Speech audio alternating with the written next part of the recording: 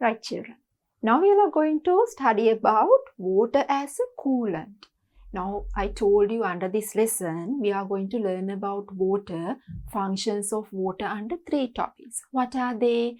Water as a solvent, water as a coolant, and water as a medium of life. We already discussed about water as a solvent. Now we are going to learn about water as a coolant. What is a coolant, children?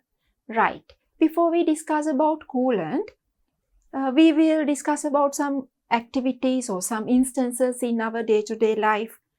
Right. Now, when you play, you know that you all sweat during the time of your play, right? So when you play, the sweating increases. So after sweating, after playing for a long period of time, what would you do? You will come home and you will wash your body with water. So then your body cools down. Okay, children? And at the same time, let's think your tea or coffee is too hot. Then what would you do if you can't drink it? So then you will immerse that cup of tea or coffee in water. So what will happen?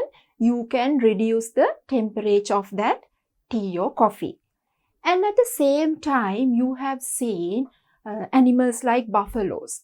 They wallow in water during very hot conditions, hot weather.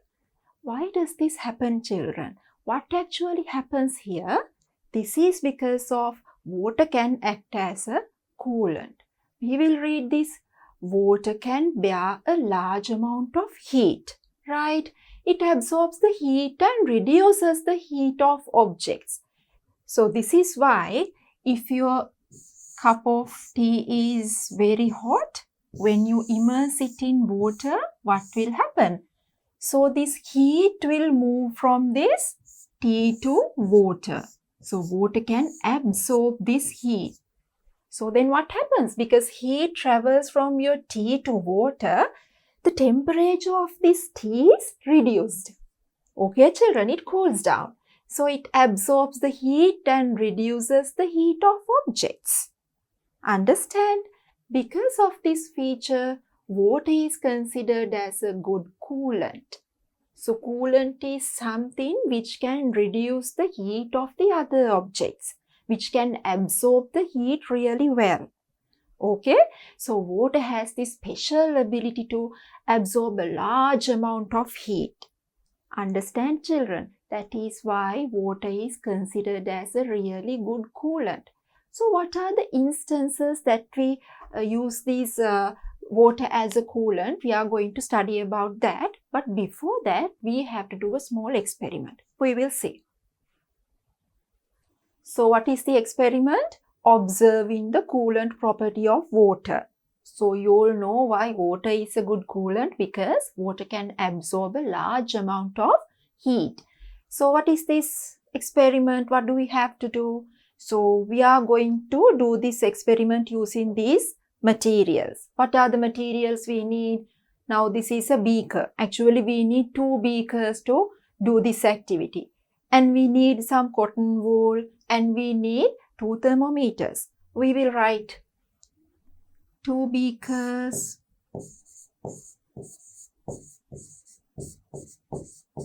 and we need some cotton and we need 2 thermometers.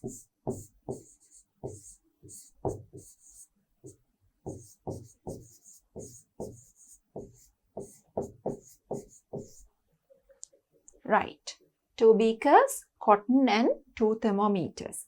We will see how to do this activity. Right, under the method, here we have the diagram. I told you when we drew the diagram under method, it's really easy to understand. So how to do this activity? First of all, we will label this diagram, children. Right.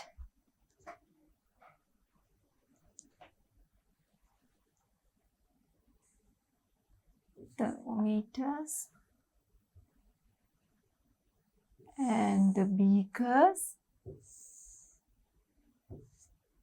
and cotton.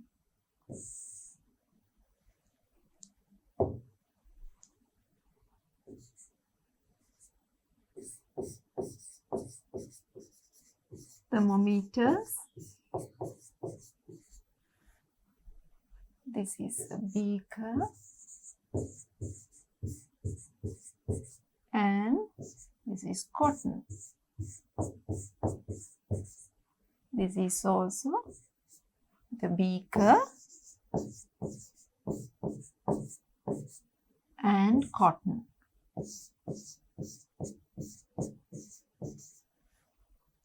Okay, children? Right. So what is the method?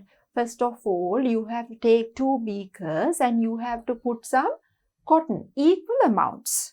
Okay? And the size of the beakers also should be equal. Okay? And you have to put same amount of cotton to each beaker, and you have to place 2 thermometers separately like this, and then you have to measure the temperature of each vessel. Understand?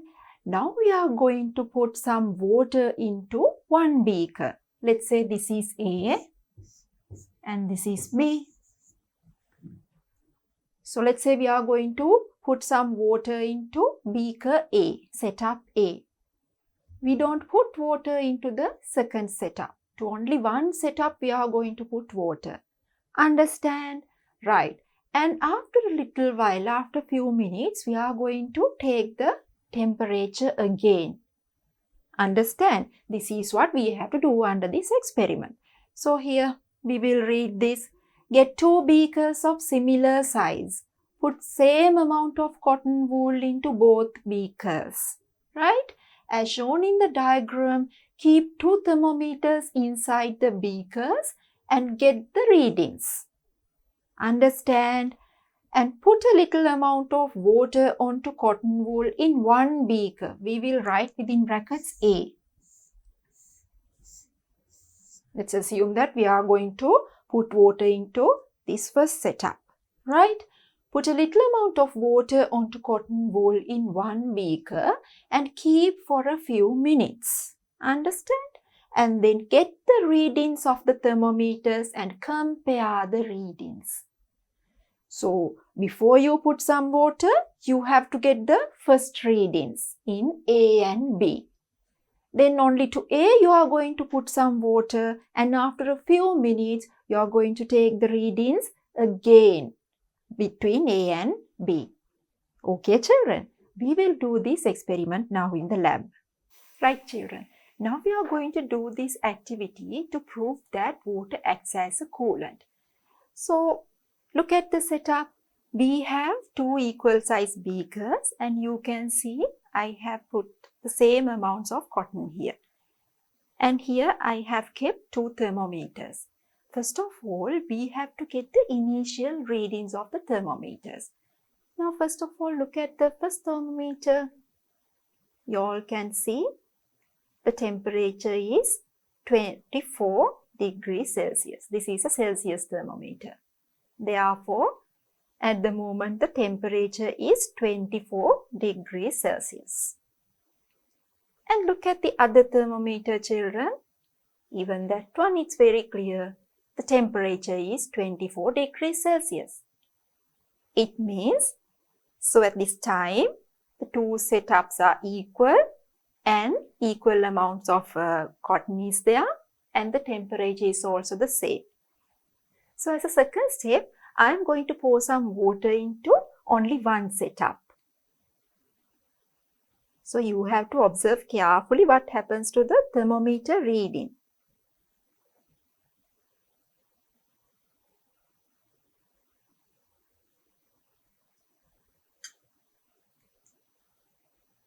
Look at the reading now, children. You all can see the reading is, earlier it was 24 degrees Celsius. So what happens when I put some water into this setup? The temperature reduces. But if you look at the other setup, here the temperature is the same as before, which means 24 degrees Celsius. So what actually happens here, children? What is the reason for the change of temperature? What happens here is when I pour some water into this cotton, so the heat present in this setup is absorbed by water. Therefore, what happens? The temperature reduces. That is why earlier temperature was 24 degrees Celsius and this time the temperature is 21 degrees Celsius. So it is very clear water can absorb heat and thereby water can act as a coolant. Okay, children. So you saw what happened when I was showing the activity. Do you remember? Okay. So what happened? When we measure the temperature before we add water, what happened? Both the thermometers showed the same temperature. So after pouring water into one setup, what happened? So it was very clear after a few minutes when we checked the temperature, what happened? The temperature of this setup A is reduced. But what about B? B was same as before. Why does this happen, children? So when we put some water, the temperature or the heat is absorbed by water. Okay, so heat of this cotton is absorbed by water. It means the heat present in cotton goes to water and therefore the setup becomes cool. Right, the temperature reduces. This happens because heat is absorbed by water. Understand, children? Now I will ask one question. Why do we need to take 2 beakers of similar size and put same amount of cotton? Even earlier I mentioned that you need to take 2 equal beakers, similar size, and the same amount of cotton. What is the reason? These type of things we have to do in order to increase the accuracy of our experiment. Otherwise, let's say you take 2 beakers, right? 2 beakers with different sizes. To one beaker you put more cotton than the other one. So someone else can argue about our experiment, children. Someone would say, this experiment is wrong. Now the temperature reduces in the second instance because you used a beaker with a different size. Okay, or otherwise that someone can argue about the amount of cotton wool. So here when we use equal conditions, no one can argue about our experiment. Our experiment is accurate. It is correct. Understand, children? So to increase the accuracy of the experiment, when we prepare these type of 2 setups, we have to give the same condition except for the condition that we are going to check. Okay, children? Right. So we will write the observations now. Observations.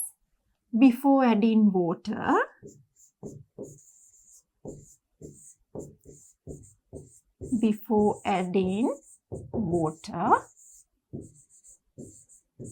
or even you can write initial temperatures, right? Before adding water, temperatures of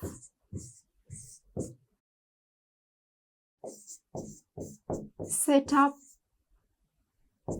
A and B are equal. Okay, after adding water,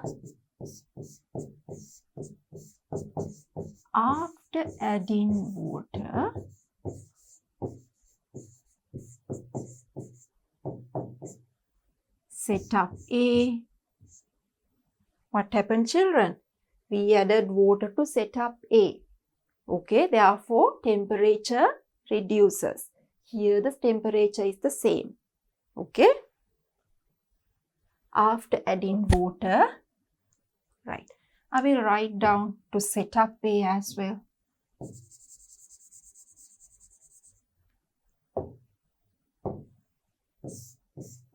To setup A.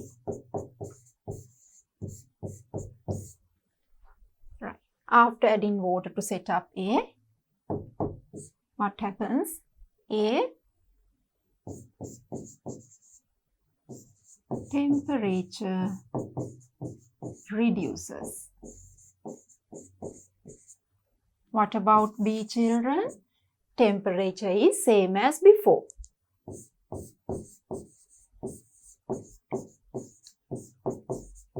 Temperature is same. Okay, or doesn't change. Doesn't change. Okay, children. So observations: before adding water, temperatures of setup A and B are equal. After adding water to setup A, in setup A temperature reduces. In B, temperature is same or doesn't change. So what is the conclusion? The conclusion is these observations take place because heat is absorbed by water in setup A. Okay, therefore water acts as a coolant. We will write.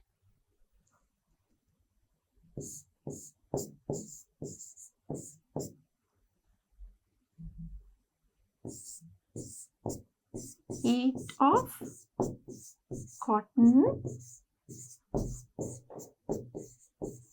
setup A is absorbed by water. Therefore, water acts as a coolant.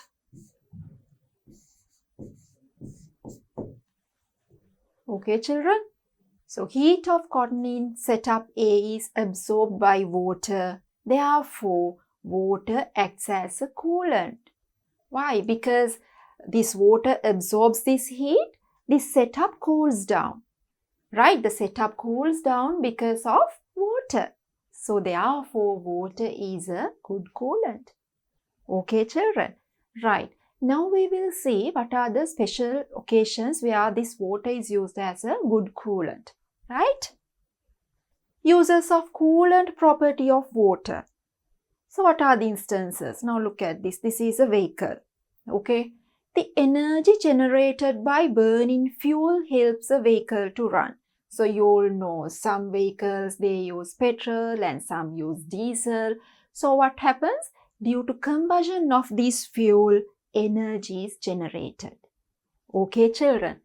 So at this process of burning fuel, the engine of the vehicle gets heated a lot and stops functioning.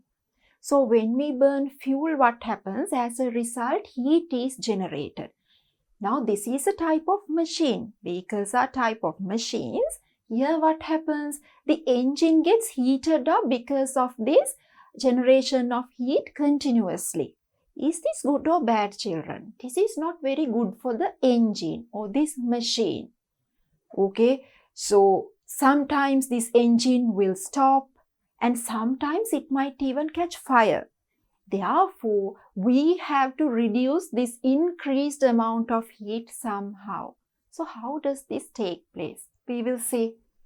The heat of the engine is absorbed by water or by a coolant in the radiator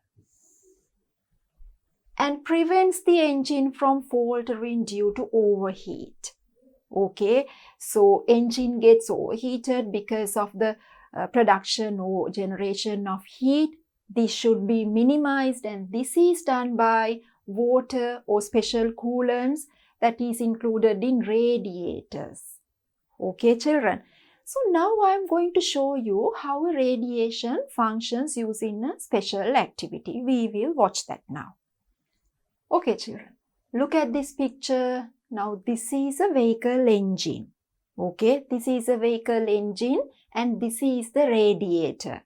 Now you all can see these two tubes are connected from this radiator to the engine. So what happens? This radiator has water. This water can go towards the engine from one side and that water gets heated up.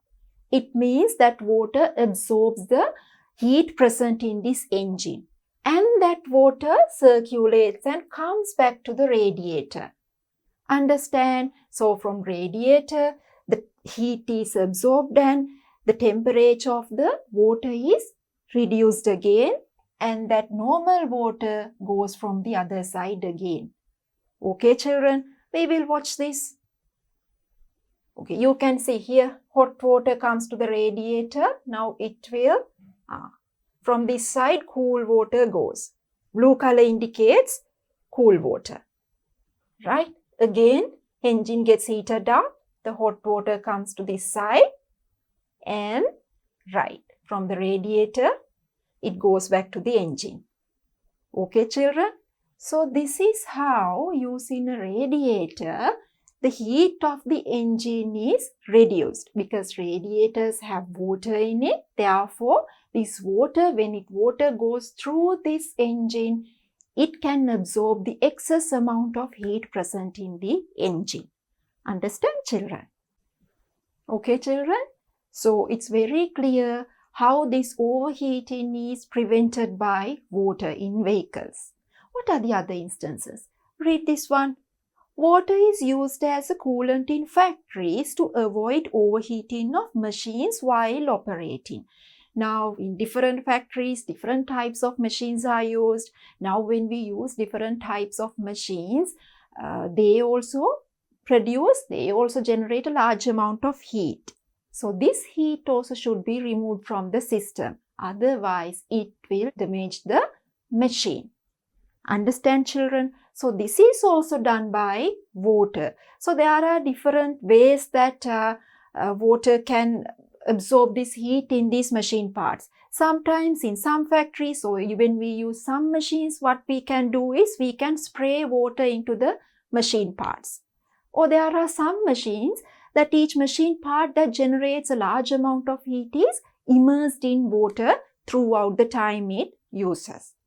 Okay, children? So that's why I said there are different methods that heat is reduced by water in different factories when we use different types of machines. Understand, children? Right. We have an assignment to do. List out some other instances where water is used as a coolant. So we discussed about two instances or two important instances where water is used as a coolant.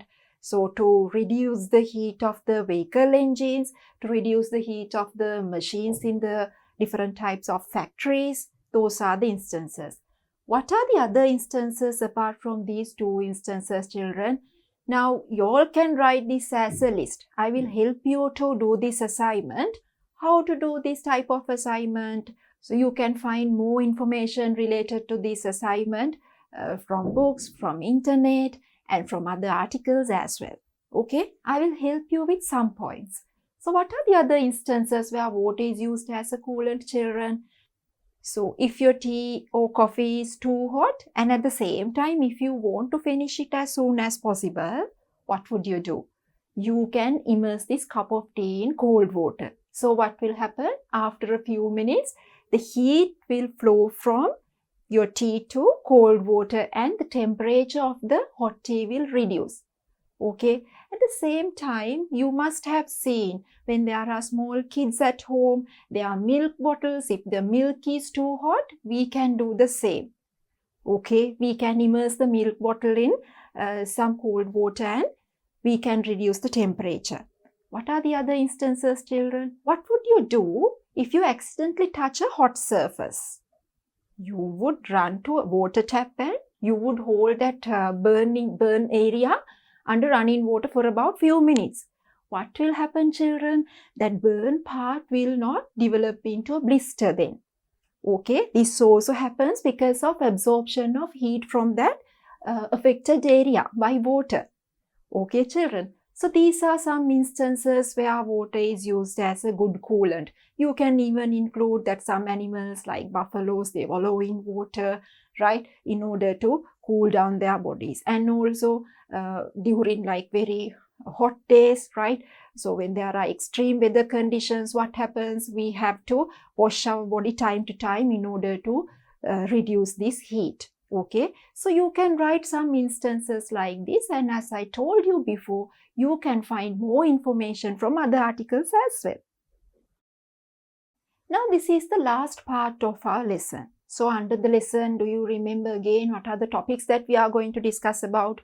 Water as a solvent, water as a coolant, and water as a medium of life.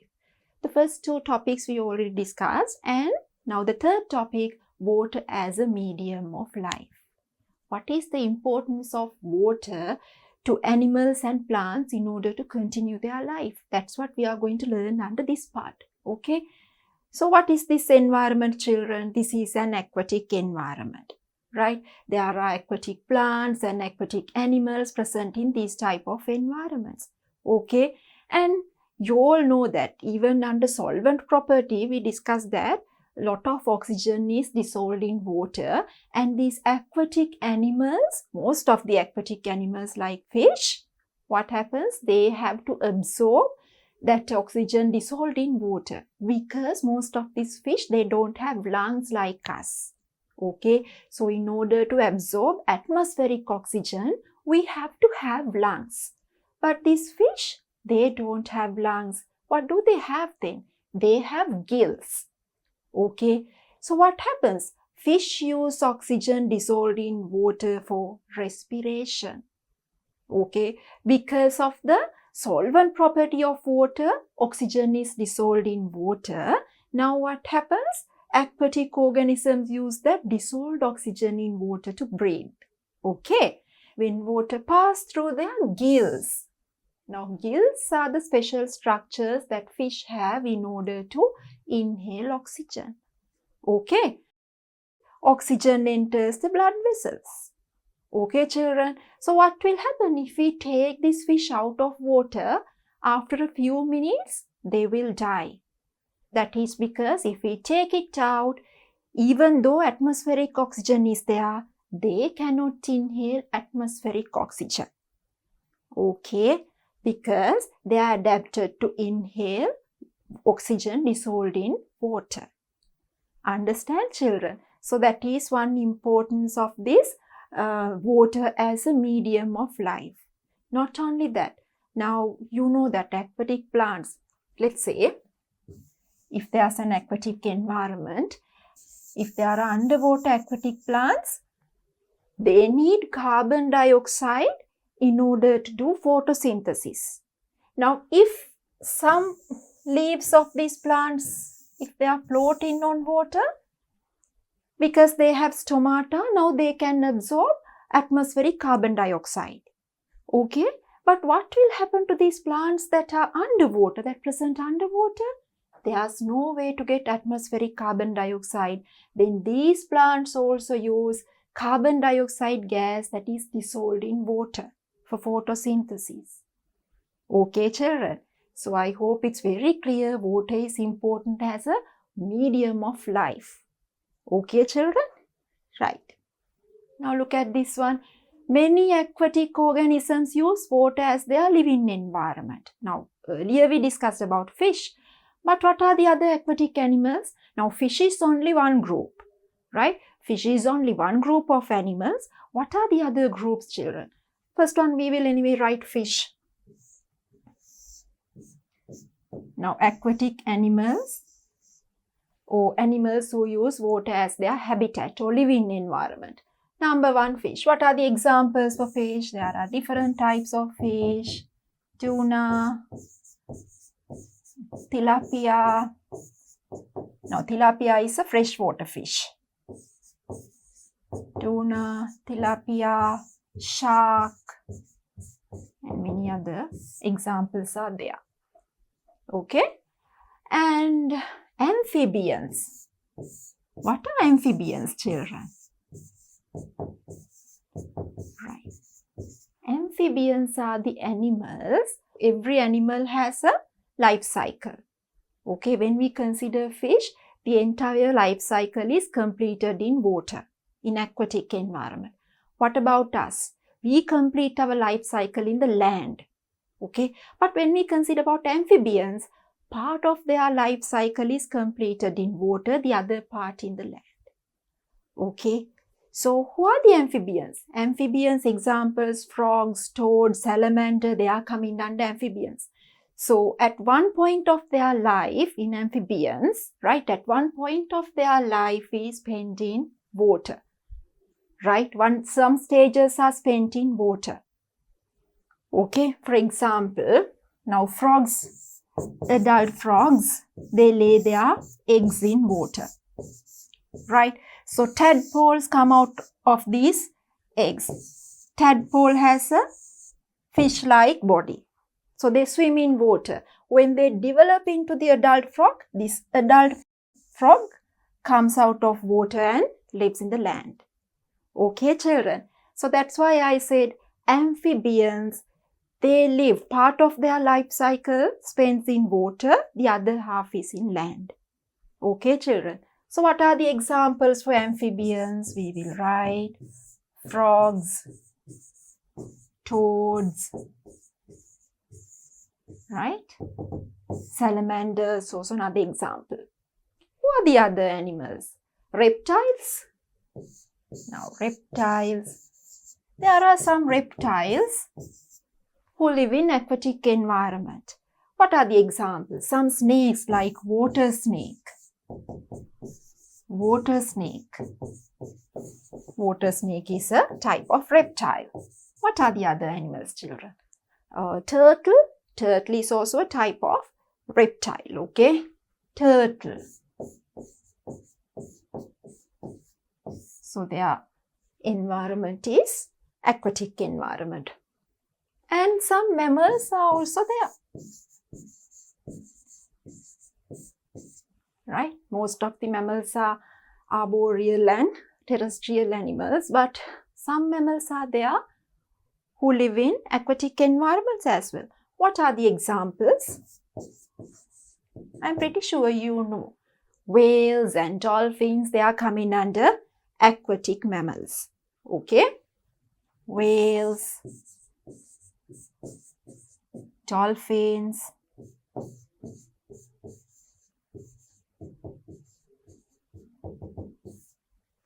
okay, children? So it's very clear, water is very important as a living environment, or very simply as a habitat. So when we consider different animals live in this habitat of aquatic environment, there are different types of animals. There are fish, there are amphibians, there are reptiles, there are mammals. Okay, children? So there are many animals coming under these groups. I hope this is really clear. So now you all know that water is very important as a very good habitat. So you all know there are some countries with 4 seasons. So you must have seen during winter season, these water bodies, they get frozen. What will happen to these aquatic animals then, children? Will they die of no water? So these aquatic animals, they can't live in ice. They need their medium of living is water. So what will happen when these water bodies, when they freeze up? What will happen, children, to these aquatic animals? Nothing will happen. I will explain it. Okay? During the winter season, although the surface water gets frozen, water remains in liquid state. Now these aquatic animals, they need liquid water to live. Okay? So water remains in liquid state under the ice layer. Okay? So that fish can survive without any harm during the winter. How is this possible, children? I will explain you. Now remember, in the upper grades, you are going to learn about some special properties of water. These are known as specific properties of water. Right? Now under that part, we are going to learn, even though water is a liquid, water has some special properties that other liquids do not have. Okay? So one of these properties now I am going to teach you. Now what will happen if you put some ice cubes to glass of water? Will they sink or will they float? It's very clear, you must have seen these ice cubes will float on water. They will not sink. Even though ice is a solid, it still floats on water. Okay, children? So what will happen? Let's imagine there's a large water body, a large lake or pond. Right? So during the winter season, now the upper layers of this, now some of this water will freeze.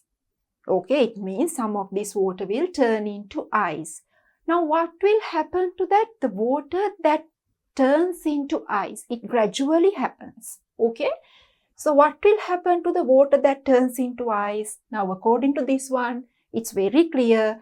This ice layer that formed will float on the surface of water. Now one interesting thing is going to happen here. Remember, the ice layer that present above this water layer, it can act as an insulator. Insulator. We can simply say this is thermal insulator or heat insulator. Thermal insulator. What is a thermal insulator, children? Remember, thermal insulator is something that does not allow heat to pass through that. Okay, children?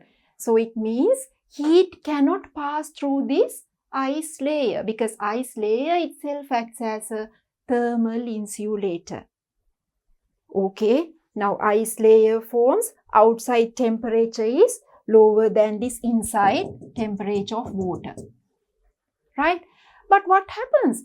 This temperature, this heat cannot go through this ice layer. Right? Even though this outside environment is lower than this inside environment, normally what would happen?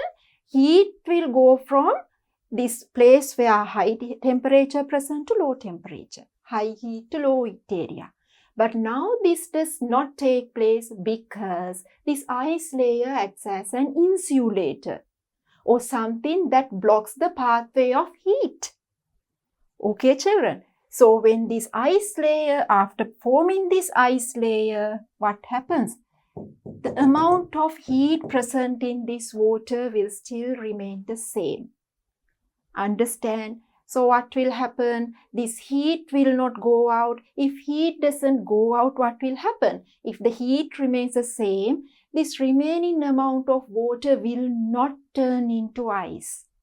It will present as liquid condition. Okay, liquid form.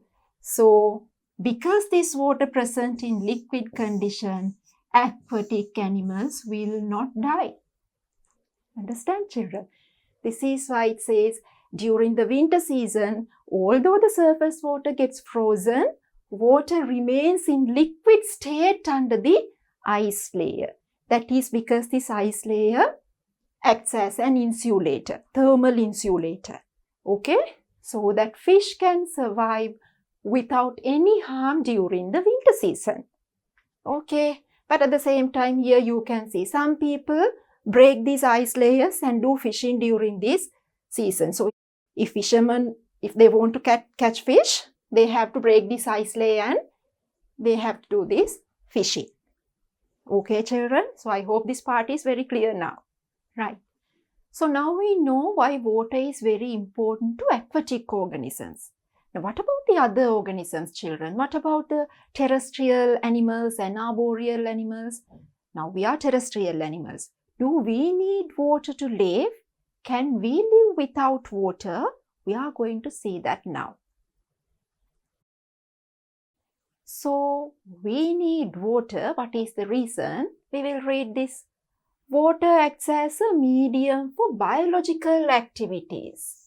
Biological activities taking place in all living beings which live in water and land. Not only in water, right? So what are the biological activities? What is the meaning of biological activities? In order to continue our life, there are many activities take place in our body. Those are known as biological activities. What are the examples?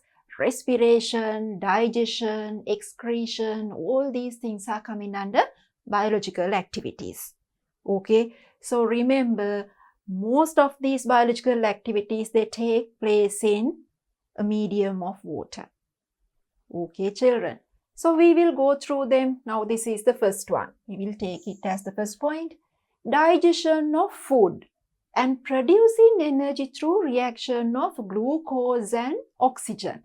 Pay your attention to this part. producing energy through reaction of glucose and oxygen. Right? What is this process? Can you give a single name to this entire part? Producing energy through reaction of glucose and oxygen. Oxygen plus glucose, right? Producing energy through reaction of glucose and oxygen. So here, according to this one, what is produced? Energy. Right. What is this process? You have learned the same process when you were in grade 6. This is respiration. What is respiration? Respiration means production of energy in your body by oxygen reacting with glucose. How do we get oxygen? By inhaling. So inside our body, this oxygen that is inhaled by us, it reacts with glucose, right? Glucose or food in our body. And it produces energy, and something else is also produced. That is carbon dioxide gas. Carbon dioxide. So this carbon dioxide we can remove by exhaling. Okay, children. So this part of the sentence says this process. This is the process called respiration. Okay, respiration. So digestion of food and producing energy through reaction of glucose and oxygen, or respiration, and many other chemical reactions take place in a medium of water. Okay, so in order to digest your food, this food should mix up with the digestive enzymes.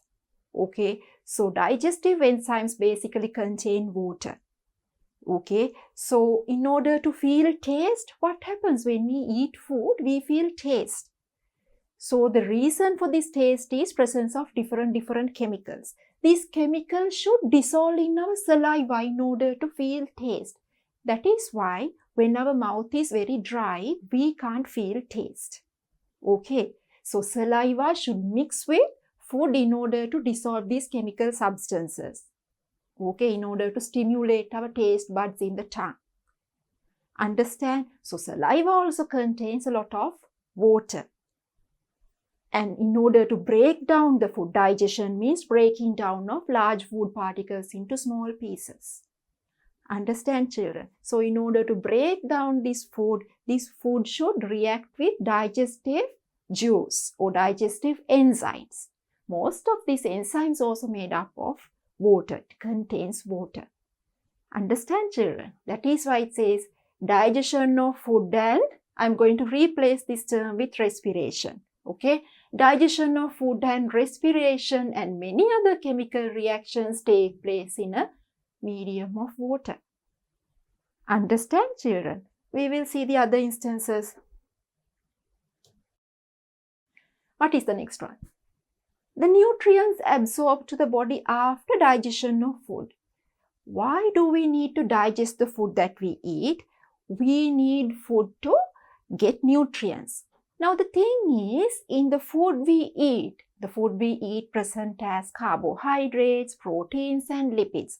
So in the food we eat, these nutrients present in the food cannot be absorbed by our body directly. That is because these carbohydrates, proteins and lipids are considered as large molecules, right?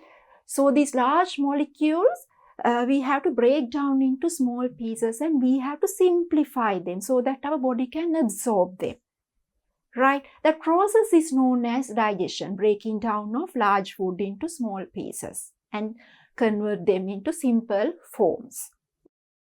So after converting them into simple forms, now our body has to absorb them. Those nutrients should be absorbed, right? Now you are going to learn these things in the upper grades as well, but I will just mention, when our body breaks down carbohydrates, finally it will become simple substance called glucose, right? When our body breaks down proteins will convert into something called amino acids. Lipids will convert into something called glycerol and fatty acids. So this glucose, amino acids, glycerol and fatty acids, now we have to absorb these nutrients to our body. So how does this happen? That is done by the digestive system. I will simply draw the digestive system. Now the mouth cavity, esophagus, tubular structure, and the stomach. And this is the beginning of the small intestine. There are two parts of the intestine, small and large intestine, right? This is the large intestine, likewise. So what happens when you eat food? It comes to the stomach and part of the digestion completes here. And then by the food goes to the first half of the small intestine, the digestion completes, right?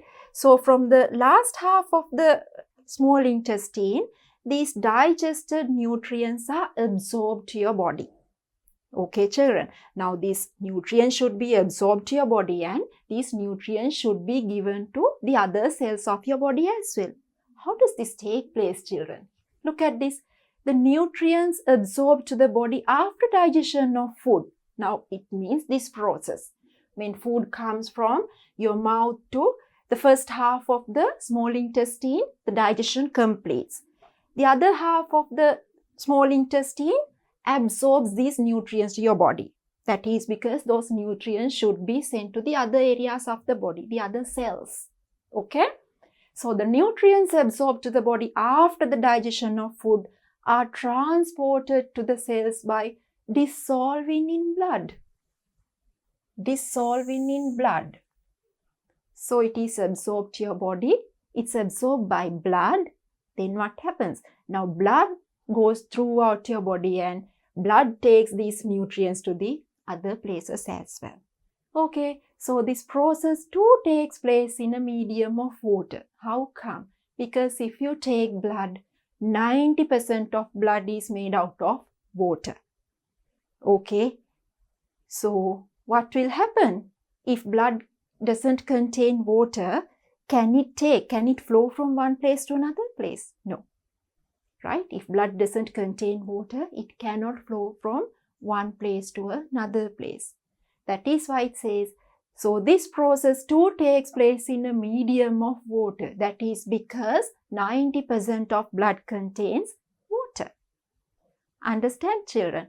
So vitamins, minerals, medicine are transported through our body by using a medium of water in blood. Right? So other nutrients like vitamins, minerals and the medicines we take, now medicines also should be transported throughout the body. Right? So that is also done by blood. Again, blood contains 90% of water. Okay, children? Right. So next one. Also, the excretory materials. What is the meaning of excretory materials? Remember, children, during different biological processes take place in the body, number of toxic substances are produced, right? Many toxic substances. So some toxic substances or these unwanted materials, they contain nitrogen. They are really harmful to your body, right? So these toxic or these harmful substances, they are again known as waste materials. These waste materials should be removed from your body and that is known as excretion. So what is excretion? Excretion means the removal of waste materials produced by your body during many biological activities. So what are these waste materials, children? Some materials are known as urea, uric acid, right? And some salts are there. Okay, children. Even carbon dioxide gas is also a type of excretory material. Carbon dioxide gas. Okay, children. So also the excretory materials such as urea produced in our cells are transported to the excretory organs with the help of blood. So how do we remove these excretory materials? There are different organs that can get rid of these excretory materials on behalf of our body. What are those organs? remember the main organs, so the excretory organs in our body are our kidneys. Okay, so these excretory materials, most of these excretory materials, especially urea, uric acid and salts, right, they go to the kidneys. We have 2 kidneys. So from kidneys can filter these harmful substances from good substances, and filtrate is known as urine, right? So you can remove these excretory substances as urine. Okay, some of these excretory materials are removed as sweat, right? So basically excess water, salts and some little amount of urea is removed from your body as sweat. Okay, and how do we remove carbon dioxide gas? With our exhaled air. We all know that. Okay, so what happens? How can our body take these waste matter or these excretory materials from one place to another place? Let's say excretory, these type of urea, uric acid, right? Urea is basically produced in the liver, right? So from liver, these type of excretory materials are taken to the kidneys. How does this happen? Through blood again. So these excretory materials are taken from one place to another place by blood. So these substances can dissolve in blood. Therefore, our body can take these different types of excretory materials by blood to the particular excretory organ. Understand, children? So again, blood is important. I told you blood contains 90% of water. And at the same time, I told you the main way of excretion is using our kidneys. And our kidneys can produce urine, right? So the main excretory product in our body is urine. So urine also contains more than 90% of water. Okay, children. So now you can understand how important this water is in order to continue our life. That is why we can consider water as a good medium of life, right? Water is very important as a medium of life. Understand, children? We have an extra knowledge part here. We will go through this. The excess protein taken to our body is decomposed to urea in the liver. Now I told you urea is a type of excretory material. This urea is mainly excreted as urine. Do you remember I told you kidneys can make urine? Basically, urea is taken from the other parts to the kidneys with blood. Okay, so this urea is mainly excreted as urine, which has a watery medium. Now, urine, more than 90% of urine is water. Okay, little amount of urea is also excreted as sweat. I explained this part as well. Okay, so it's very clear water is very important as a medium of life. Understand, children? Right. Another assignment we have. Prepare a wallpaper about the living beings that use water as a medium of life. Divide them as plants, animals and microorganisms. Now, after learning this lesson, it's very clear that water is very important as a medium of life. Okay, so you have to prepare a wallpaper. Even earlier I explained you wallpapers, posters, handbills, they should be something very attractive. Then only the other people will feel like reading them. Okay, so if you make a wallpaper only with some description, people might not read it. Okay, but how do you make it very attractive? You can use different colors, different fonts, or you can even use some pictures likewise. So how to prepare a wallpaper about the living beings? Now you might have a lot of ideas how to do this. So if I am to do this one, I would do it as a spider chart maybe, right? I can write it as importance of water as a medium of life. Or very simply we can write without writing many words, right? Water as a medium of life. Medium of life. And here divide them as plants, animals and microorganisms.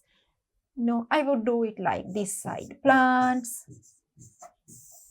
and the other side. Animals.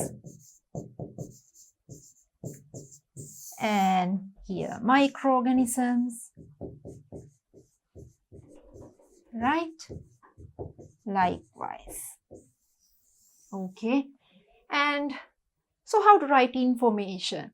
So importance of water for plants. You can write small points like this. Or maybe you can even use some pictures. Right? Remember to write in short sentences. Don't write as very big descriptions. Okay, children? And even animals also you can write in the same way.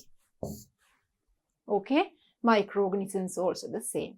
So as I told you, I am pretty sure you have better ideas. Use all these ideas and please do this. Therefore, you can practice to do something like this. Okay? So when you start to do something like this, you will realize that you have really great ideas. Okay, children? We have another assignment. Now this time design a poster. Now you all know how to do and what to do.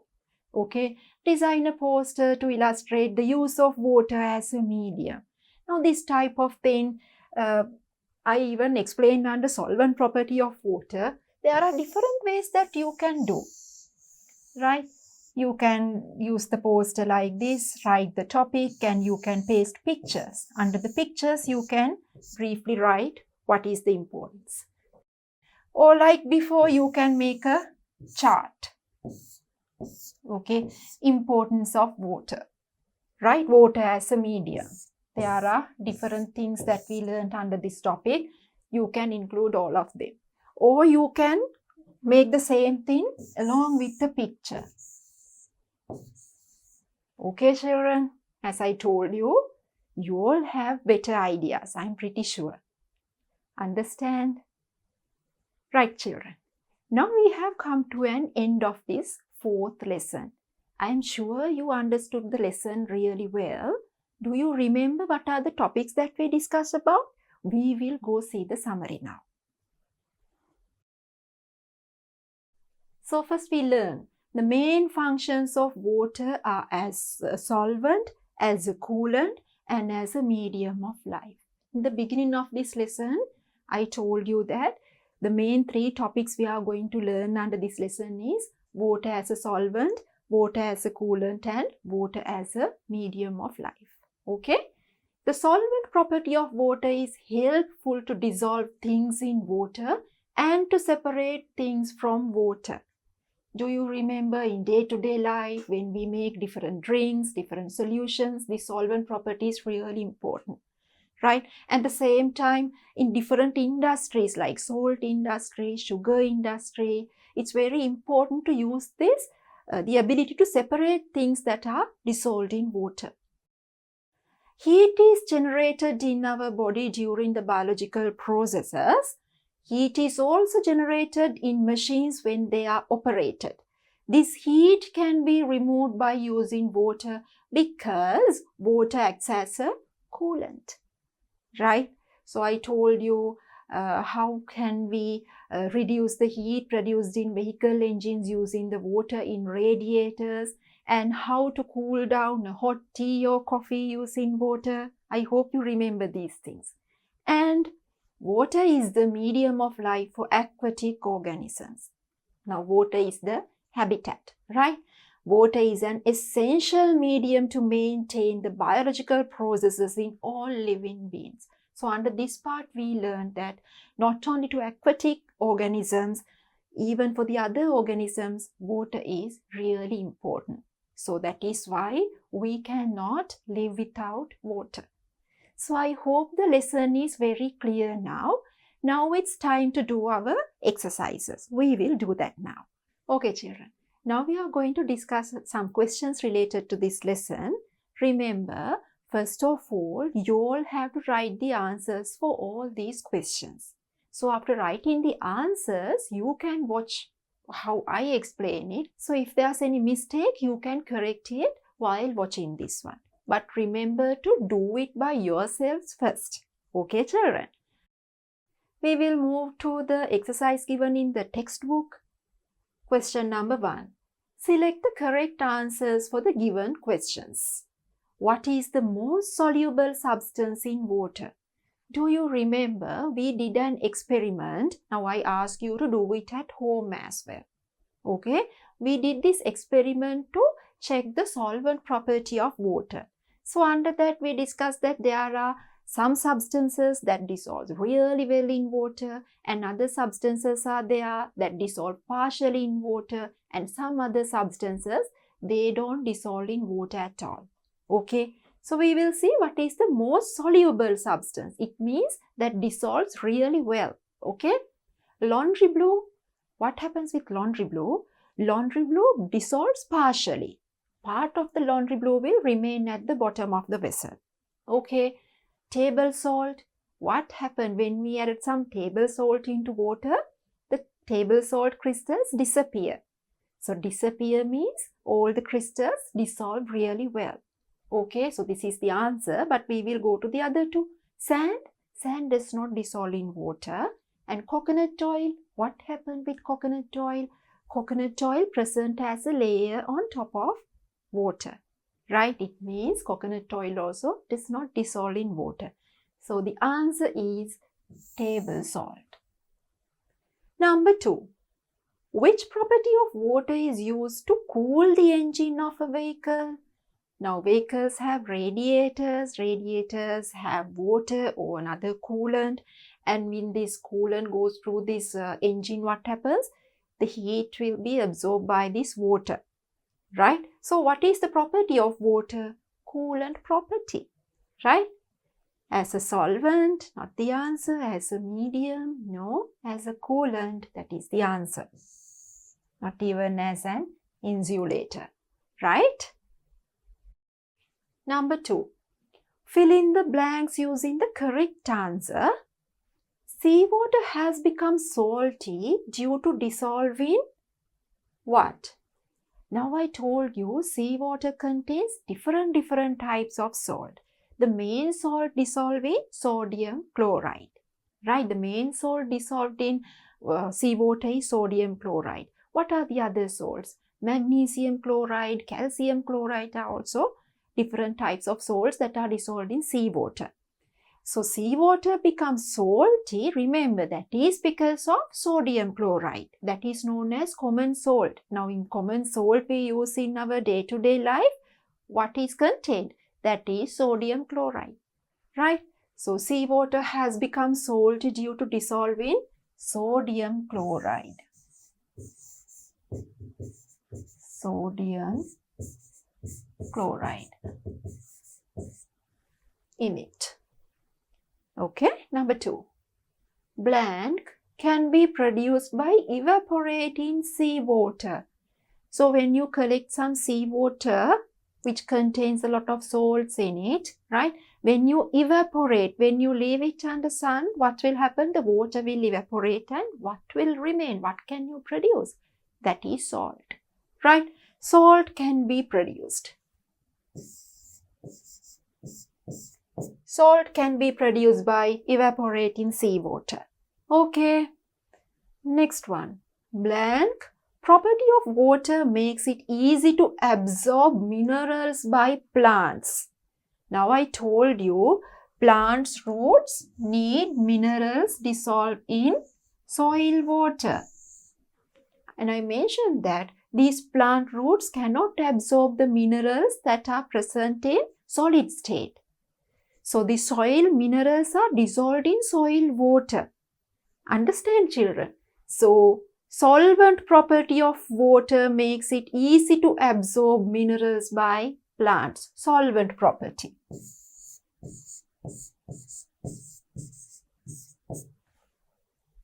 When we take an ice cube into our hand, we feel cold. What is the reason? So when we take the ice cube in our hand, right? If you keep the ice cube on your hand, what will happen? Temperature is higher in your hand when you compare it to the ice cube. Right? It means more heat is present in your hand. Okay, when you compare the ice cube and your hand, more heat is present in your hand. So heat always travels from where it is higher to lower. Therefore, what happens? This heat travels from your hand to the ice cube. Right? Therefore, what happens? In that particular area of your hand, the heat loss takes place. Right? The heat reduces. Okay? That is why you will feel that part as a cool area. Okay? So, when we take an ice cube into our hand, we feel cold. Right? The reason for this is flowing of heat from, I told you, heat always flow from where it is high to low. It means from hand to the ice cube. Okay? This is flowing of heat from hand to ice cube.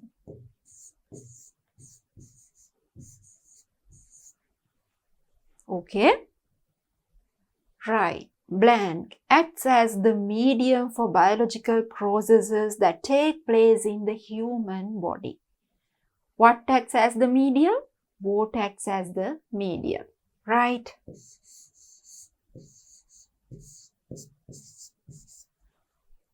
Well, we completed the questions given in the textbook. Now we are going to do additional exercises, some additional questions in order to improve our knowledge. Okay?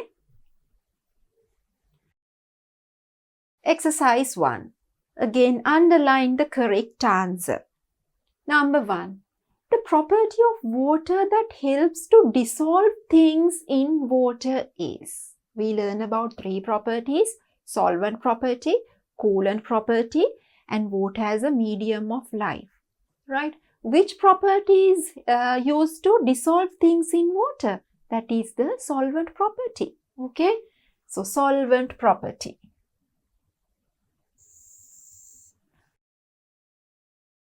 Coolant property, chemical property, ability to flow, they are not the answers. Next one. An essential medium for biological activities taking place in the human body is. What is the essential medium? That is water. Right? Vitamins, chemicals, nutrients are not the answer, but water. Move to the next one. Number 3. The answer that contains only the substances that are not soluble in water. Not soluble in water.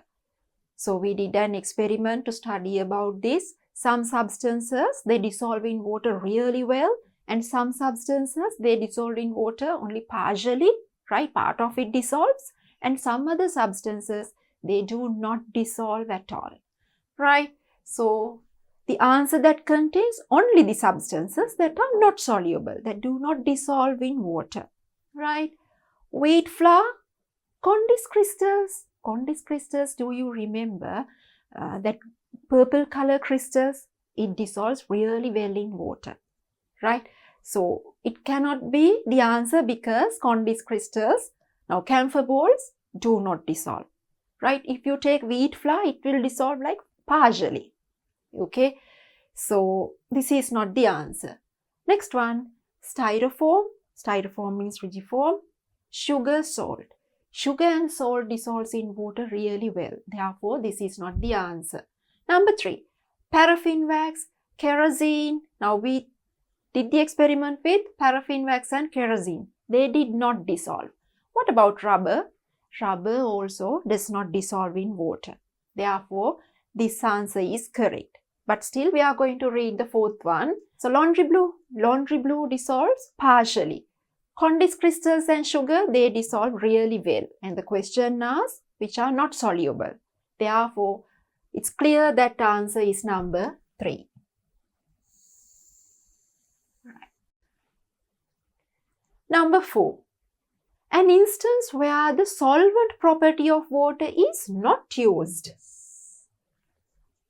Okay, read these type of questions carefully. Some children I know, when they see this term solvent property, they wouldn't even read the other part. They think that the question asks about the solvent property, right? This is why you have to read these type of questions really carefully from start to the end, right? An instance where the solvent property of water is not used in day-to-day life is to dissolve fertilizer in water. Yeah, to dissolve something, we need the solvent property because water is a good solvent, right? So this is not the answer. Yes, that is not used. To produce saline solution. Saline solution is produced by dissolving salt in water to a certain standard. Okay, so this is not the answer. Next one. To cool down a hot glass of milk by immersing in a vessel of water. What happens here? When we immerse a hot glass of milk in water, cold water, what will happen, children? That heat will flow from this glass of milk to water. Therefore, what happens to the temperature of the milk? Reduces, it cools down, right? So, to cool down a hot glass of milk by immersing in a vessel of water. So, this happens because of the coolant property of water, not solvent property. So, this is the answer, right? But we are going to read the next one. To produce vaccines, yes, we need the solvent property of water to produce vaccines. Therefore, an instance where the solvent property of water is not used in day-to-day life is to cool down a hot glass of milk by immersing in a vessel of water. There we use the coolant property. So, number 3 is the answer.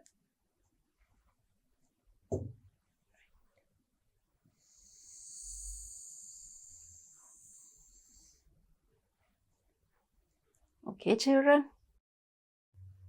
Number 5. A substance that is soluble well in water. There are some substances, they are soluble in water really well and some are soluble in water only partially, right? So, a substance that is soluble well in water. Copper sulfate. Remember, now we did not do the experiment with copper sulfate.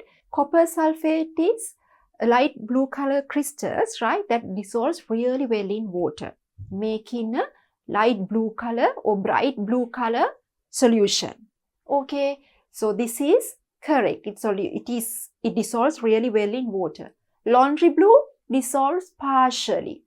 Turmeric powder again dissolves partially. You remember some part of the turmeric powder will remain at the bottom, right? Wheat flour also partially, right?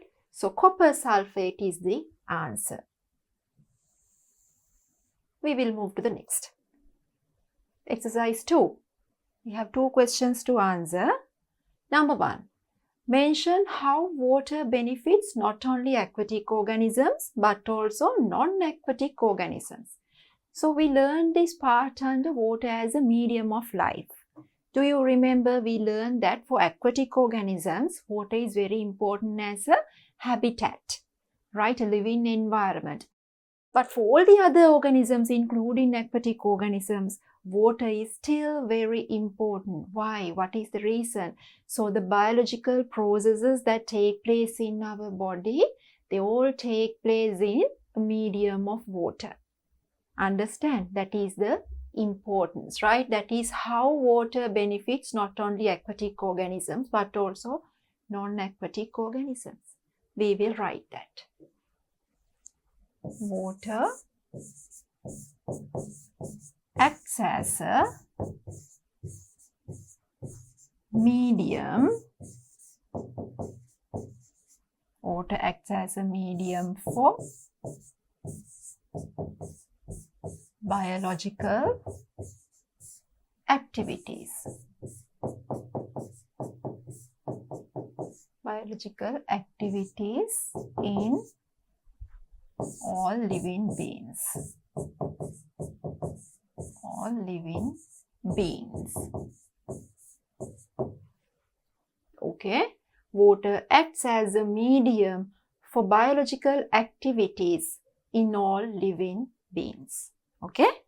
Number 2. Write examples of instances where water acts as a medium in the human body. This also we discussed. Water acts as a medium.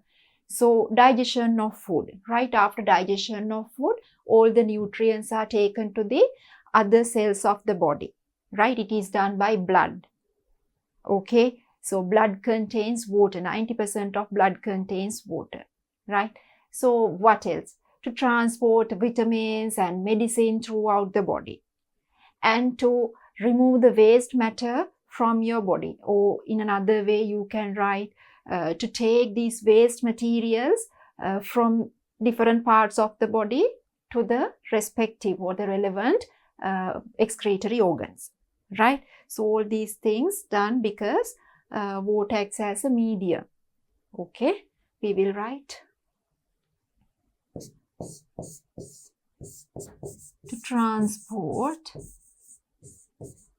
nutrients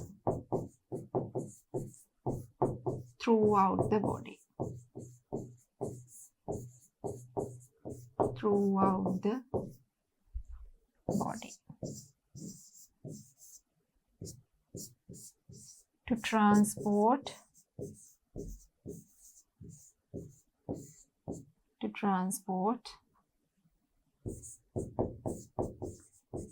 vitamins,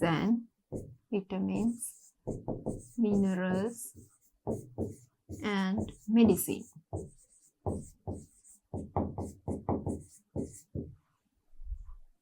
Right.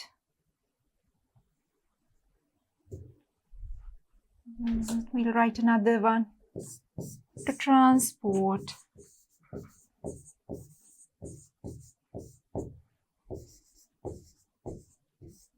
waste materials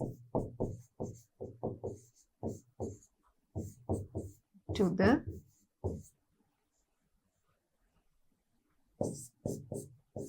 excretory organs.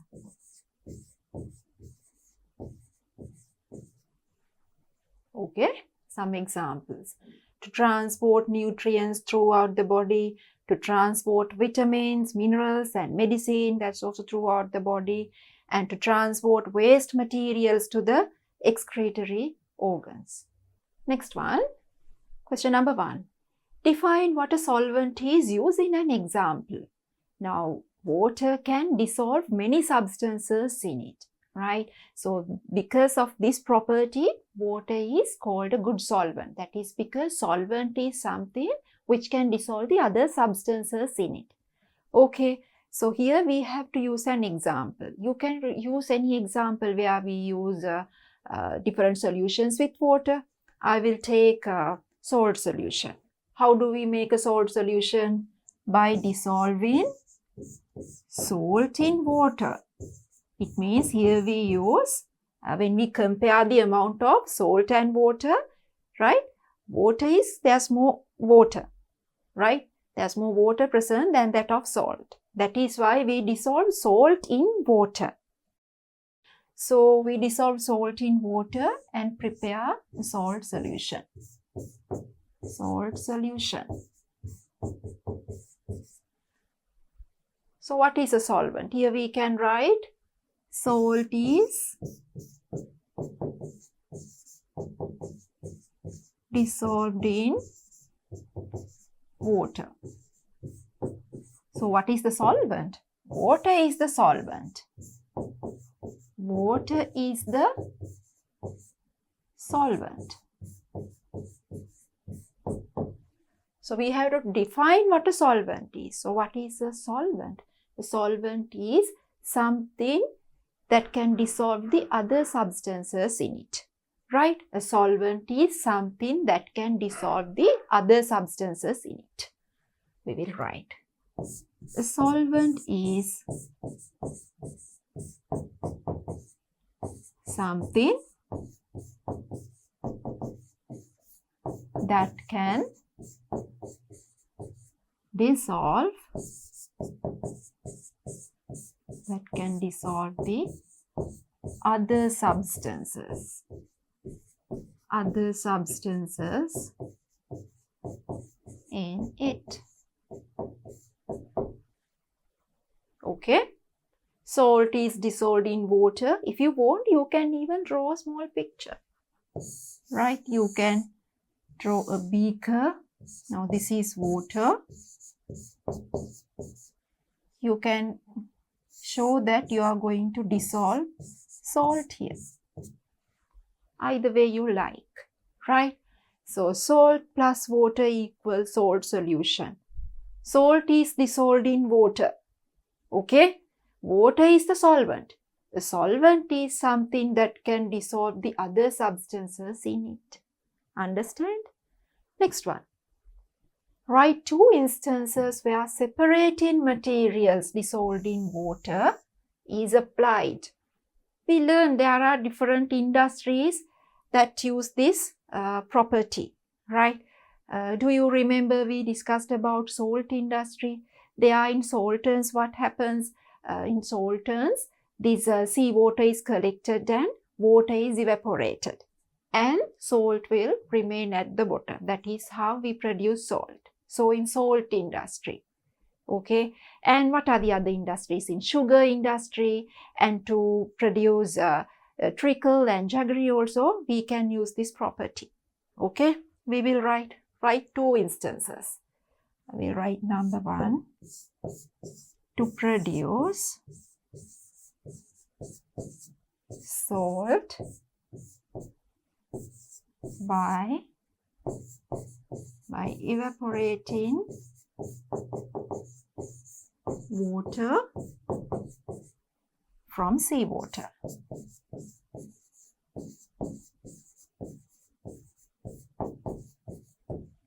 Number 2.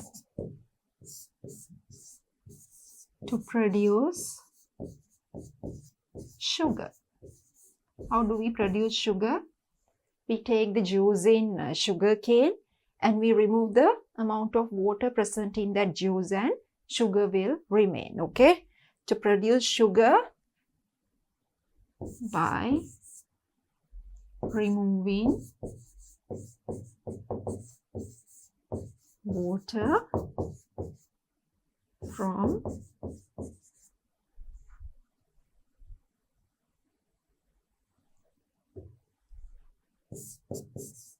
from the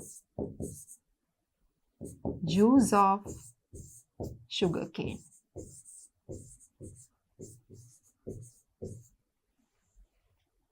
Okay. What are the 2 instances?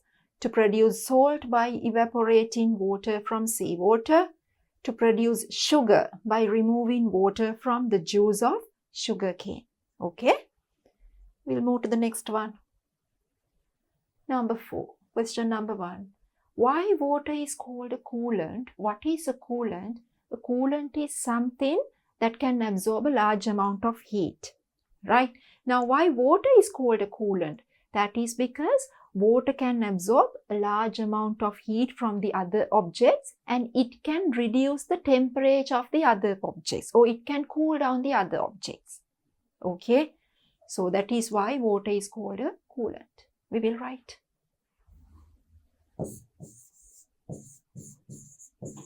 Because water can absorb a large amount of heat from objects and can reduce the heat of objects.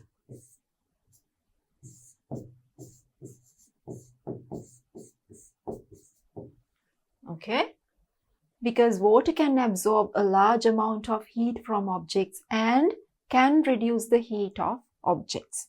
Okay, next one. Write 2 instances where the coolant property of water is used.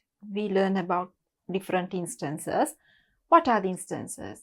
We can use this coolant property in vehicles to reduce the heat in engines, and in order to reduce the heat in machines also we can use the same property. We will write to reduce the heat generated in vehicle engines.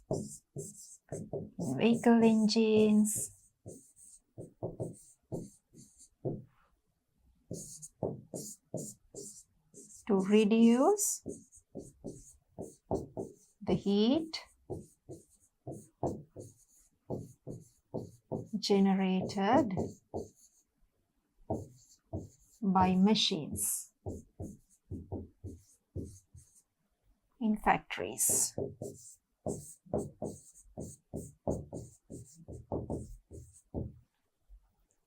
Okay? To reduce the heat generated in vehicle engines, to reduce the heat generated by machines in factories, you can write other instances as well. Okay? Next one. Number 5, first question. Mention the group of animals that use water as a habitat. What are the group of animals that use water as a habitat? We can consider fish.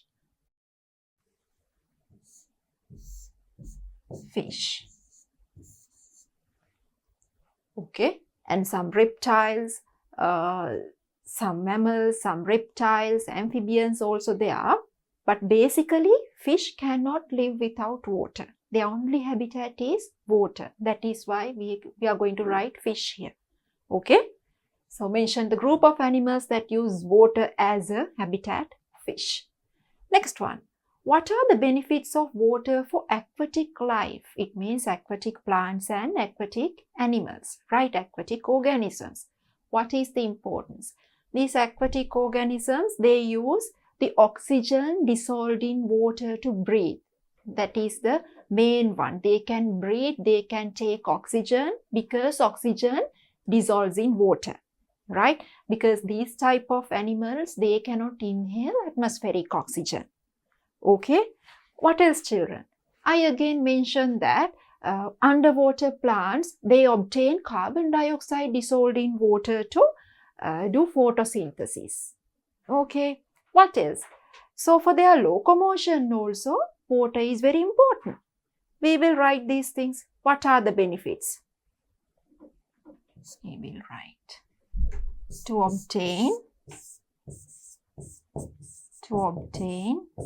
oxygen dissolved in water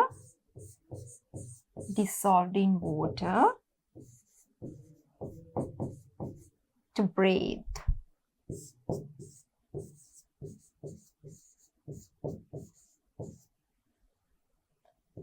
What else, children?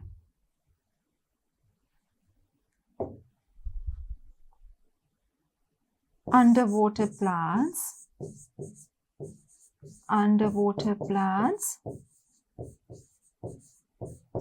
use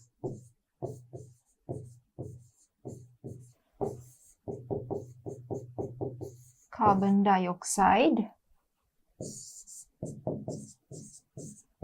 dissolved in water for photosynthesis.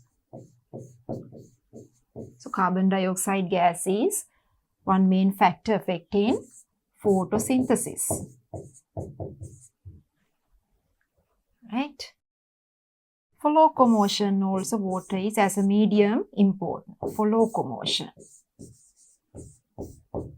For locomotion of aquatic animals.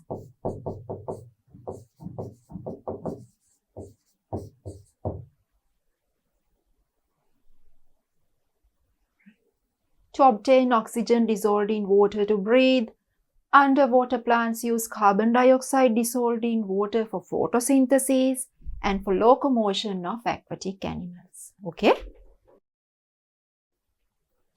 The next one, number 6. Mention which property of water is used in the following instances. Now we learn different properties of water. We will go through this. Number 1, absorption of nutrients by plants. Now plants can absorb these nutrients only if these nutrients are dissolved in soil water, right? Therefore, here what is the property used? Solvent property. Solvent property.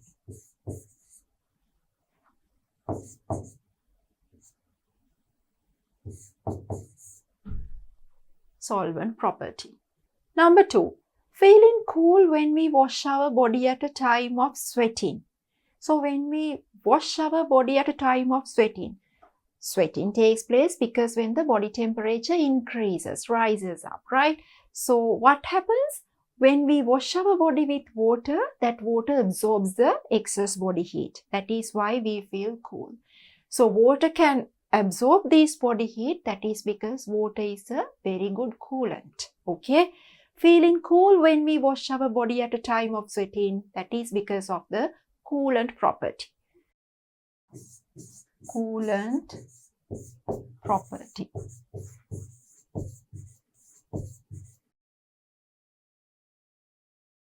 Adding salt to make food tasty. When we add salt dissolves really well in water, right? So that is why food becomes tasty. Okay, so we can add salt to make food tasty because salt dissolves in water. Solvent property. Solvent property. Okay, next one. Washing clothes. When we wash clothes, we can add some detergent to water, right? And we can dissolve this detergent really well in water. And what happens when we wash clothes with these water and detergent? That dust and dirt will dissolve in this mixture, right? So this happens because of the solvent property of water, right? Solvent property. Solvent property. Okay. Use of colored water for decorations. So there are instances we can dissolve different colors in water, right? And we can make these colorful solutions and we can make the environment beautiful. So this is possible because of the solvent property of water. Solvent property.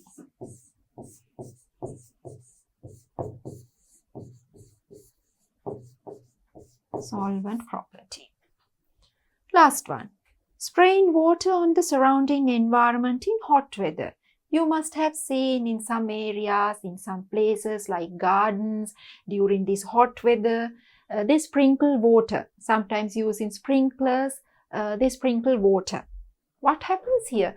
This excess heat is absorbed by water, right, making the environment cool. Okay, so here we use the coolant property. Coolant property.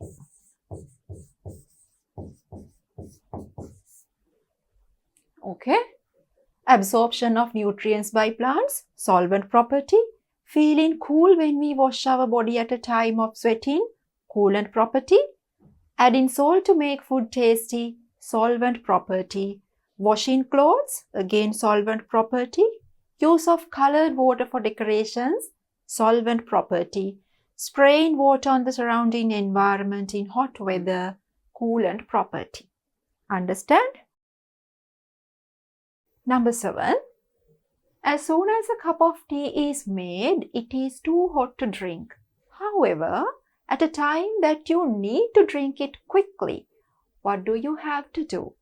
Discussed about this under the coolant property of water. Do you remember? What do you have to do? You can immerse this hot tea in cold water, right? So write down the changes that take place in cold water and hot tea after placing a cup of hot tea in a vessel of cold water. Now this is the vessel of cold water. This is the cup of hot tea. So what will happen, children, when you immerse this hot tea in cold water? In this setup, heat is higher than the cold water. So I told you heat flows from where it is higher to lower, right? So this heat flows out. That is because cold water absorbs the heat. Okay? Write down the changes that take place in cold water and hot tea after placing a cup of hot tea in a vessel of cold water. Okay? What happens to hot tea? What happens to cold water? We will write. Right. Hot tea, temperature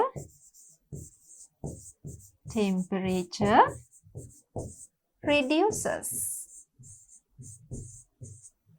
Okay, that is because heat flows from hot tea to cold water. Therefore, the temperature reduces. Okay, cold water, temperature, what happens? Increases. That is because this cold water absorbs the heat that contained in hot tea. Temperature increases.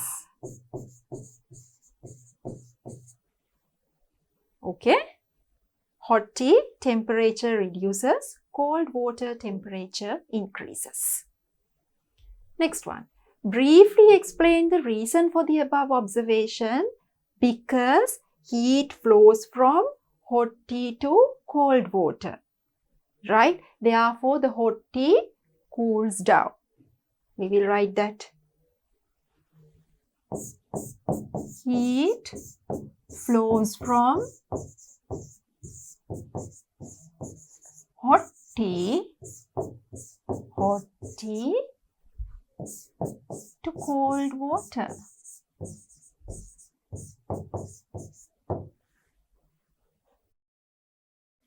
Therefore,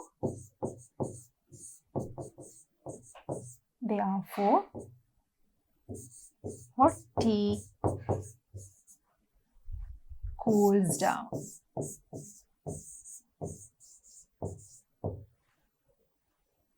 Okay. What is the ability of water to absorb and withstand a large amount of heat? Why can water absorb a large amount of heat? That is because of its coolant property.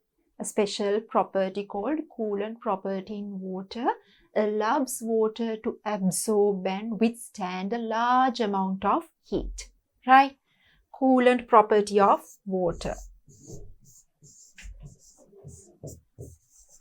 Coolant property of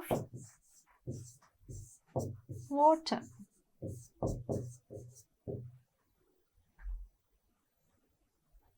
Right? What is the ability of water to absorb and withstand a large amount of heat? Coolant property of water.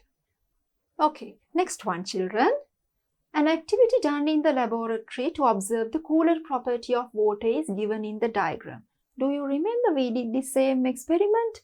We took two equal beakers and we put some cotton into each beaker and we measured the temperature.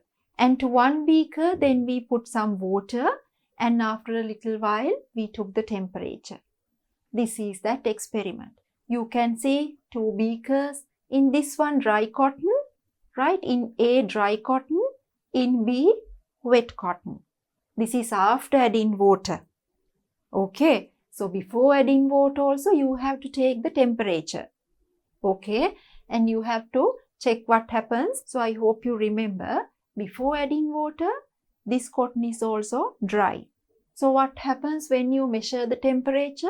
The temperature in A and B are equal. After adding water to this cotton, to this B setup, what happens? This heat is absorbed by water. Therefore, the temperature reduces. Okay.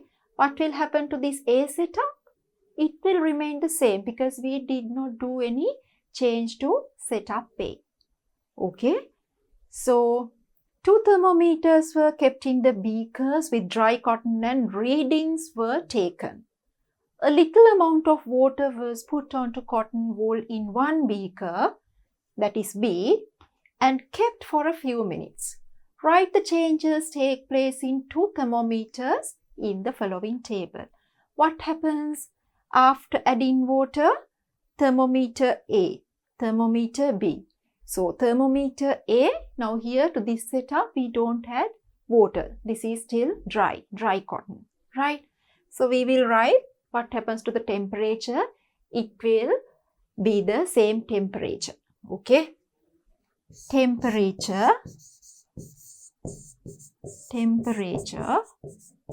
does not change. Does not change. Thermometer B, what happens? Temperature reduces than before. Okay, that is because of the heat is absorbed by water, right? Temperature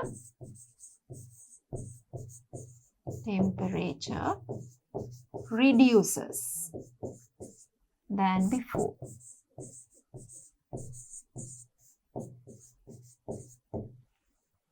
Okay, thermometer A with dry cotton, temperature does not change. Thermometer B with wet cotton, temperature reduces than before. Okay.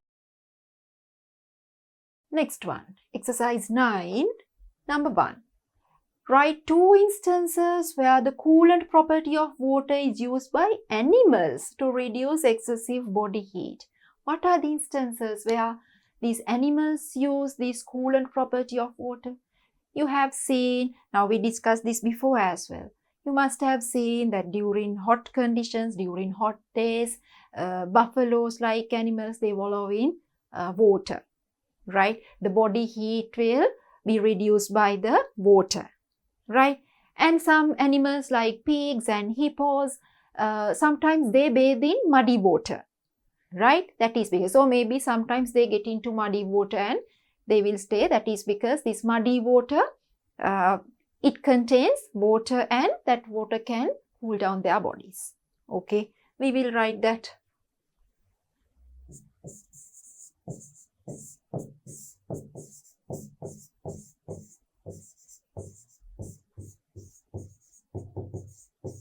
Wallowing in water.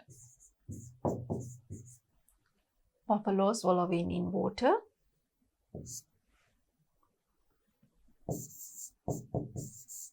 Pigs bathing in cool mud.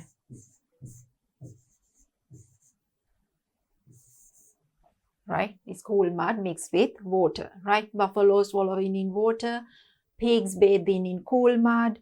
If you look at the environment, you will find many other examples as well. Number 2. Write 2 instances where the coolant property of water is used to maintain the proper condition of machines. Now you all know the answer for this one. What are the instances? In radiators of the vehicles, in order to cool down the engines, right? Water present in radiators in vehicles is used to cool down the engines, right? Even in machines in the factories are cooled down by water. We will write.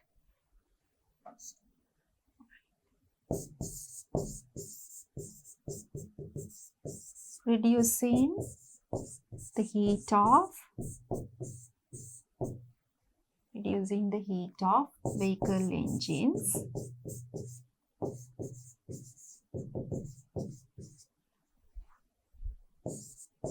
using water in radiators. Number 2. Reducing the heat of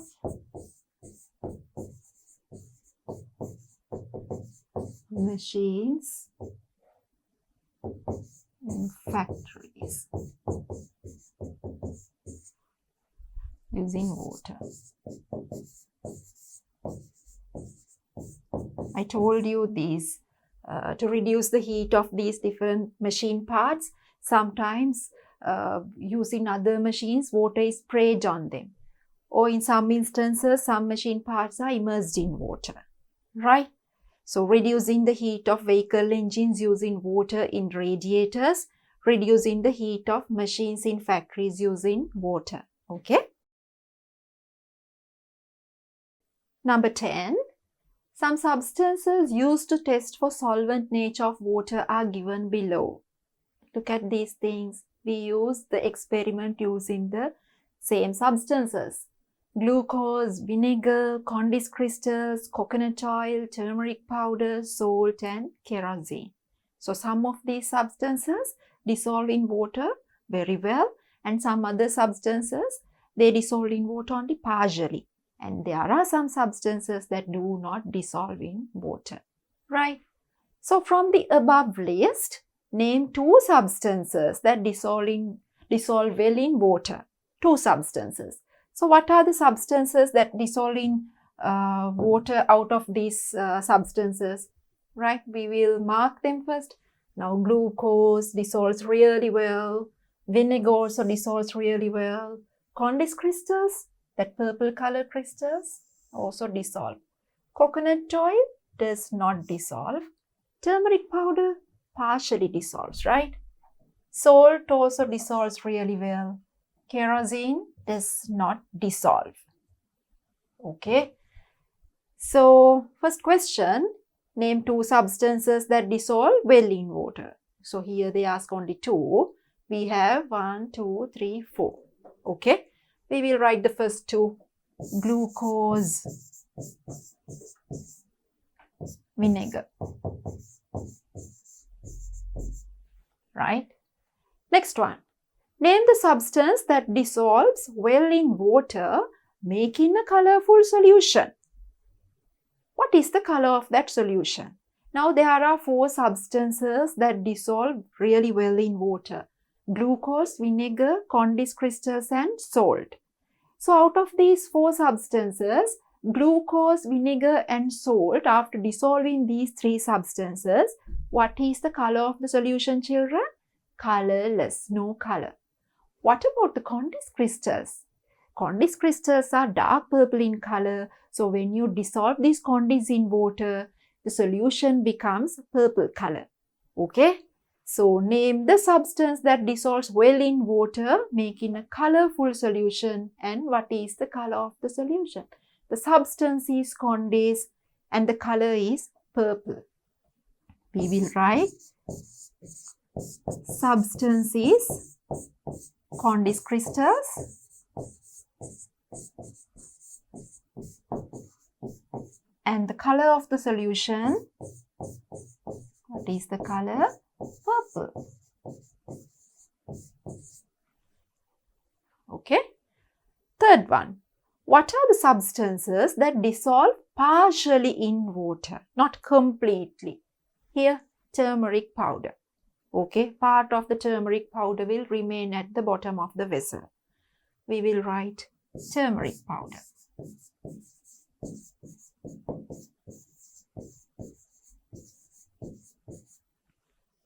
What are the substances that do not dissolve in water? Coconut oil and kerosene.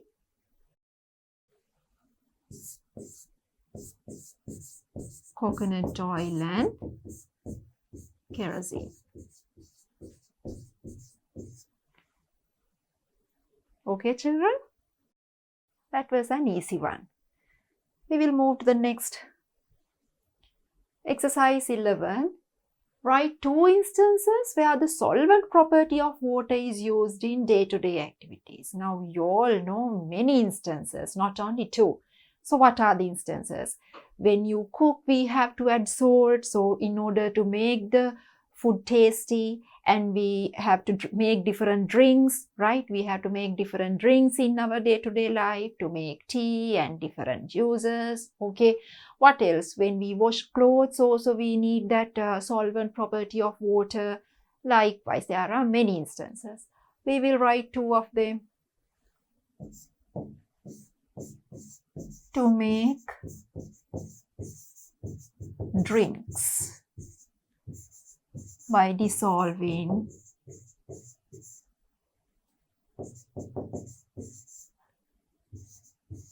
sugar, sometimes some flavors, etc.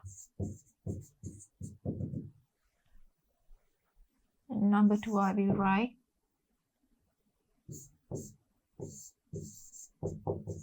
to dissolve salt when cooking.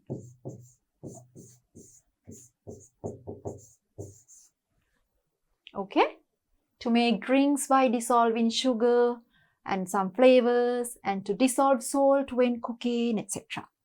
Number 2, what is the mineral salt that dissolved most in the seawater? Now, there are many salts dissolved in seawater.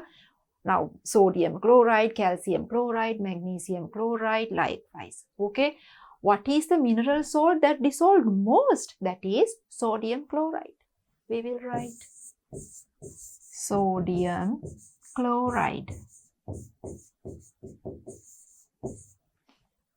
Okay, briefly explain how to prepare battery acid. What is battery acid? Battery acid is dilute sulfuric acid. So, how to prepare this dilute sulfuric acid, children? It is prepared by dissolving concentrated sulfuric acid in water. We learned this before, right?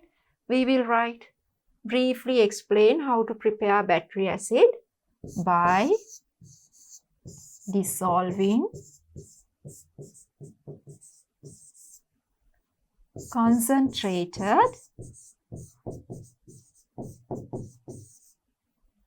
sulfuric acid in water.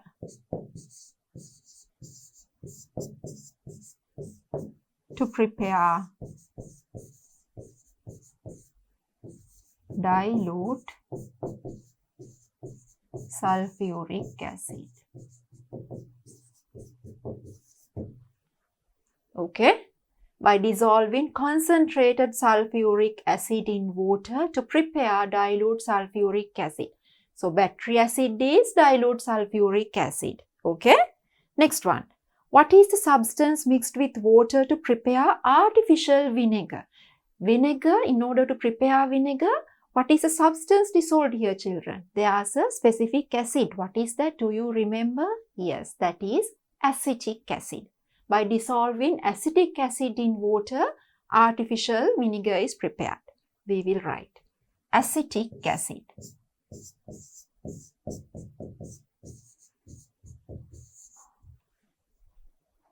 Okay. Next one. Name 2 gases that dissolve well in water. What are the gases? Oxygen, carbon dioxide. They dissolve really well in water, right? Oxygen,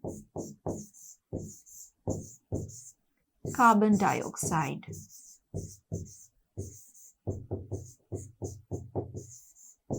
Oxygen and carbon dioxide, okay? Number 2. What is the importance of oxygen gas dissolved in water? What is the importance? So, the aquatic animals or aquatic organisms can use this oxygen to breathe for respiration. Okay? So, what is the importance of oxygen gas dissolved in water? Aquatic organisms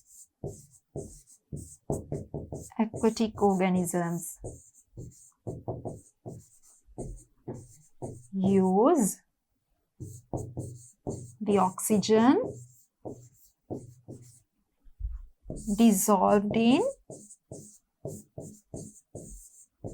dissolved in water for respiration.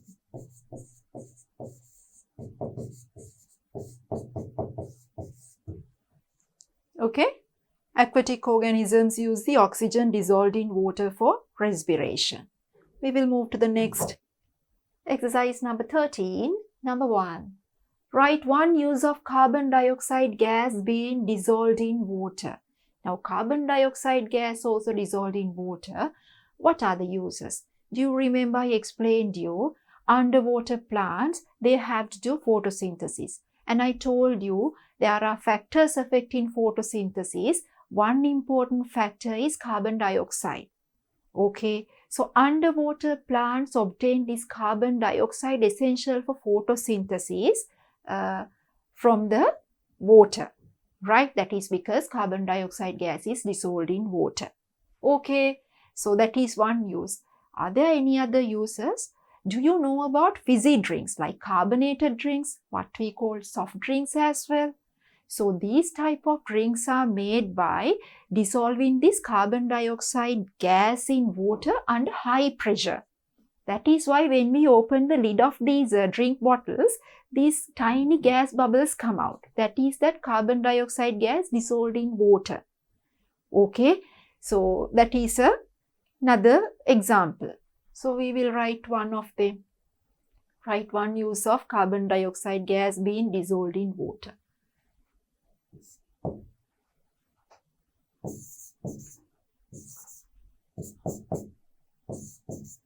Underwater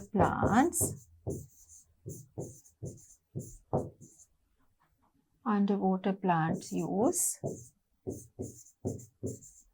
carbon dioxide dissolved in water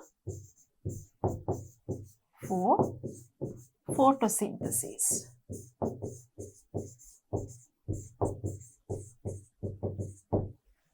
Okay, underwater plants use carbon dioxide dissolved in water for photosynthesis.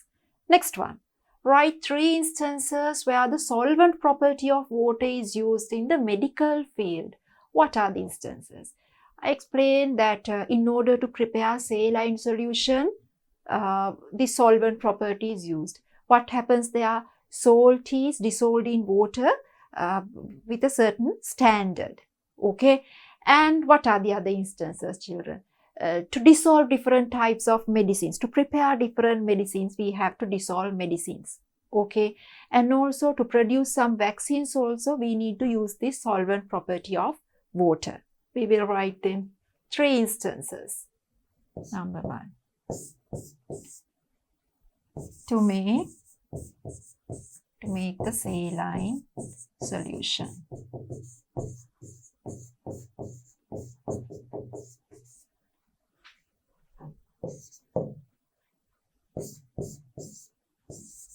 To dissolve medicine in water.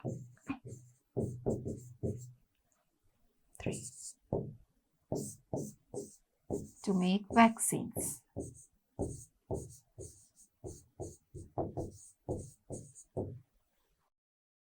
To make the saline solution, to dissolve medicine in water, and to make vaccines. Okay, number 14. Question number 1. Write 3 large-scale industries where the solvent property of water is being used. So, different industries where the solvent property of water is used. What are the industries, children? Now, I already explained in previous questions that to produce battery acid, that is one thing. To make fizzy drinks or carbonated drinks, carbon dioxide is dissolved in water under high pressure.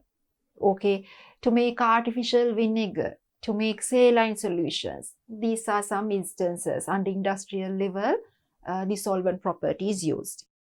We will write number 1.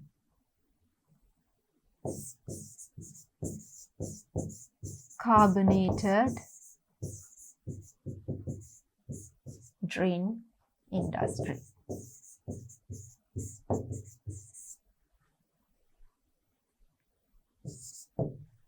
We will write battery acid.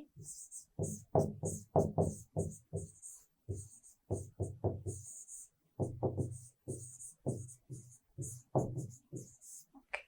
What else?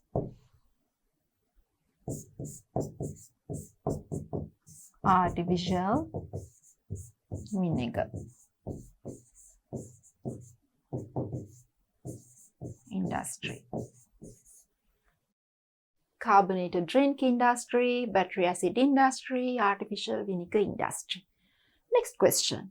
Mention the substances dissolved in the following solutions. Now these 3 solutions we already discussed before. Okay. Seawater, what are the substances dissolved in seawater? Basically different salts. What is the main substance? Sodium chloride. We will write that. Sodium chloride. Sodium chloride. Now the juice in sugarcane, I told you this sugarcane juice contains the sugar called sucrose. Sucrose sugar is the sugar that we use in our day-to-day life. Okay, so the juice in sugarcane contains sucrose sugar.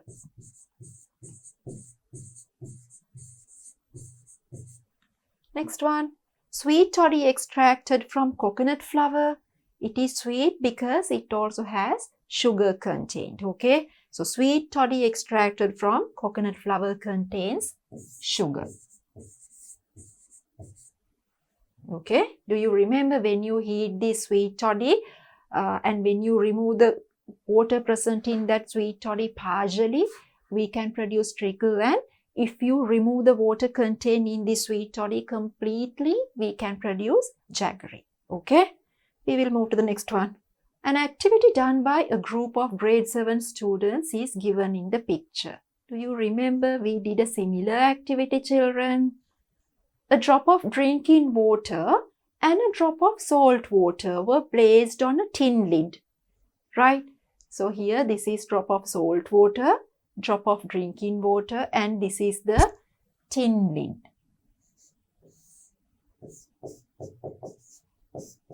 This is the tin lid or lid of the tin. A drop of drinking water and a drop of salt water were placed on a tin lid and heated. And heating was stopped after the water drops evaporated. So you all know when we heat a little amount of water, the water will evaporate. Okay, now this side we have drinking water and this side we have drop of salt water, water mixed with salt. Okay, so what will happen? What is the observation of the above experiment? Now, can you remember the same experiment we did only with the salt water? What was the observation, children? When we heat it up, what happens? The water evaporates and a white color powder remains on the lid. What is this white powder? That is salt, right? What will happen when we heat this drop of drinking water? Everything will evaporate, but there is no salt dissolved in it. Therefore, nothing will remain. Okay, we will write. What is the observation of the above experiment? I will name this drop of salt water A and B. A white powder remains. And B, what happens? Doesn't remain anything. Doesn't remain anything. Doesn't remain anything. A white powder remains. Now we know what is that because we did the experiment. That is salt. Right? B doesn't remain anything. That is because salt is not dissolved there. Okay? What is the conclusion that can be drawn from the above observation? So it's very clear. This drop contains salt water. So how do you prepare salt water? By dissolving salt in water. So after doing this activity, what is clear, children? You can separate the substances that are dissolved in water. That is why by heating, you can remove water and you can separate salt. Okay? So we will write what is the conclusion that can be drawn from the above observation? That the substances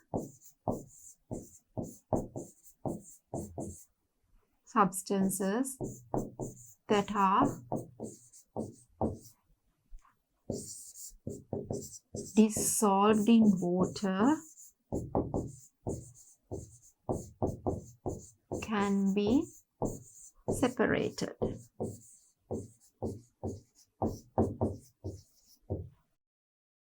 that the substances that are dissolved in water can be separated.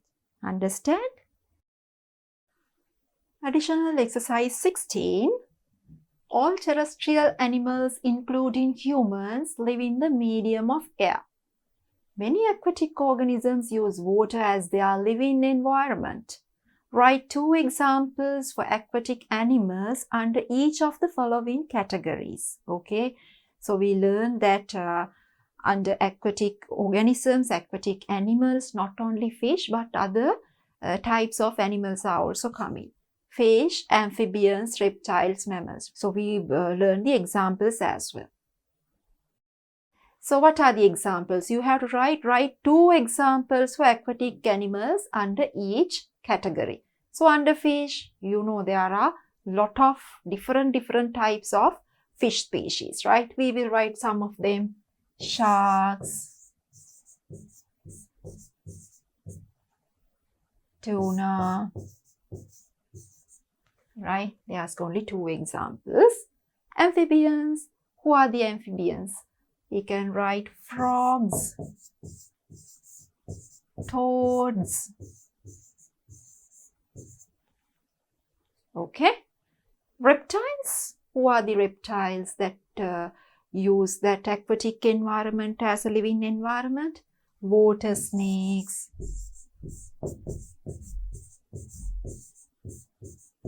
right? Turtles, etc. Mammals who use aquatic environment as their habitat. Yes, whales, dolphins, etc.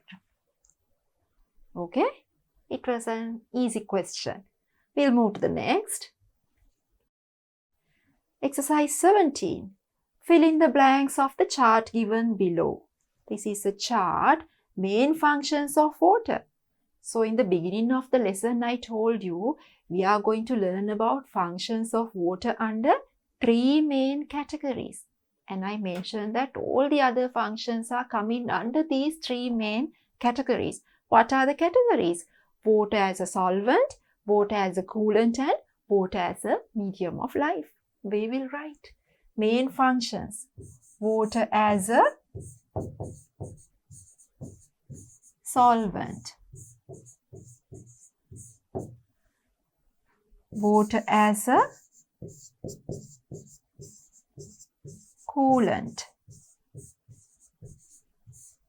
and water as a medium of life.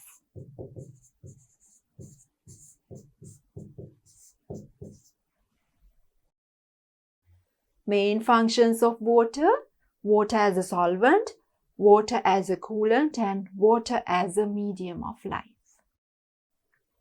Next one. This is the last question that we are going to do. Name the useful product that can be obtained in the following instances. Here we have a table. This column, the instance, the other column, you have to mention the product that can be obtained, right? Number 1. Removing the water from seawater by evaporation. What is the product? When you evaporate the water from seawater, what is the product that can be obtained? That is salt, right? In salt industry, this is used. Salt. Removing the water in the juice of sugarcane. Sugarcane contains a sugary liquid, a juice. So when you remove the amount of water present in that sugary juice, what will happen? Sugar will remain. So the product is sugar. Number 3. Removing some amount of water. Removing some amount of water from sweet toddy. Now sweet toddy is also a type of sugary solution. When you heat this up, water will evaporate. So when you remove some amount of water, this solution will become thicker than before. And this thick solution is known as, what is the name? Yes, trickle. We will write.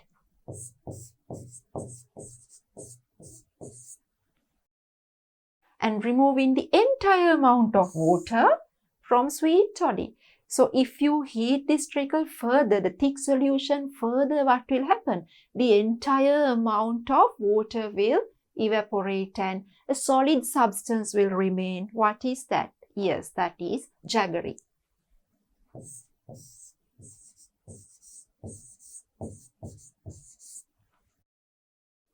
So removing the water from seawater by evaporation, salt is produced.